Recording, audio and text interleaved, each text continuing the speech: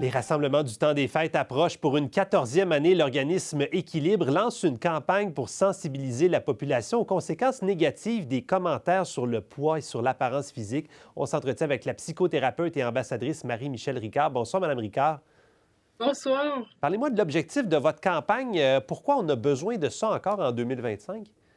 Ouais, d'abord pour sensibiliser la population aux effets néfastes des commentaires sur le poids, mais aussi pour outiller le public à ce qu'on puisse réagir adéquatement. Vous faites référence à quel type de commentaires exactement? Ah, n'importe quel commentaire de s'adresser en lien avec le poids. Hey, t'as donc perdu du poids. Ah, faudrait peut-être que tu perdes du poids. T'as-tu engraissé? T'as-tu perdu du poids? N'importe quel commentaire en lien avec l'apparence et le poids. Quelles conséquences ça peut avoir, ça, quand on entend ça, justement, on voit des images de souper de Noël, là, quand on entend ça auprès de la famille, entre autres? Ouais, ben en fait, c'est important de nommer que les commentaires soient positifs ou négatifs, les effets sont néfastes, hein. Donc, augmentation de la honte corporelle, de l'insatisfaction corporelle, de la comparaison sociale, d'une baisse d'estime de soi, hein, c'est comme une espèce de préoccupation collective à l'effet que le poids et l'apparence sont donc des thèmes importants, ce qui est faux, hein. On se retrouve comme une espèce, là, dans une espèce de cercle vicieux. Est-ce qu'on accorde justement trop d'importance en général à l'apparence physique dans le monde dans lequel on vit? Oui, totalement.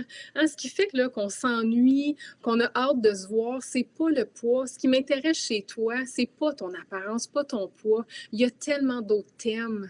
Hein, est-ce qu'on peut s'adresser? Est-ce qu'on peut s'intéresser à l'autre à travers nos intérêts communs?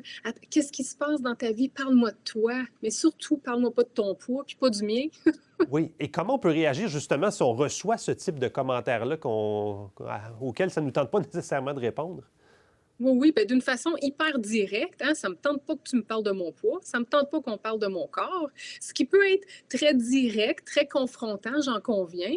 Alors, pour certaines personnes, ça va être cette façon d'émettre une limite, hein, claire, nette et précise. Et pour d'autres personnes, ben, ça va être de réorienter, hein, sur d'autres sujets, tout d'une façon peut-être plus détournée, c'est-à-dire, hey, qu'est-ce que tu as fait en fin de semaine? On peut-tu parler d'autres choses? Ce qui va fonctionner pour d'autres personnes. Fait que l'idée, en fait, c'est de ne pas retenir qu'il y a une seule façon de répondre. On va choisir la façon qui nous convient le mieux. Peut-être qu'on va vouloir aussi faire réfléchir la personne. Hey, j'aimerais ça savoir qu'est-ce qui te pousse, hein, à vouloir me parler de mon poids.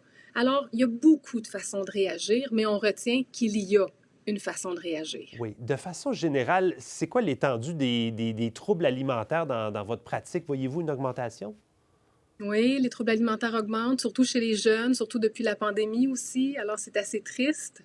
Oui, puis on a du pouvoir en tant que société, justement, en accordant moins d'importance sur le poids. Comment vous expliquez ça, que ce soit en progression, justement?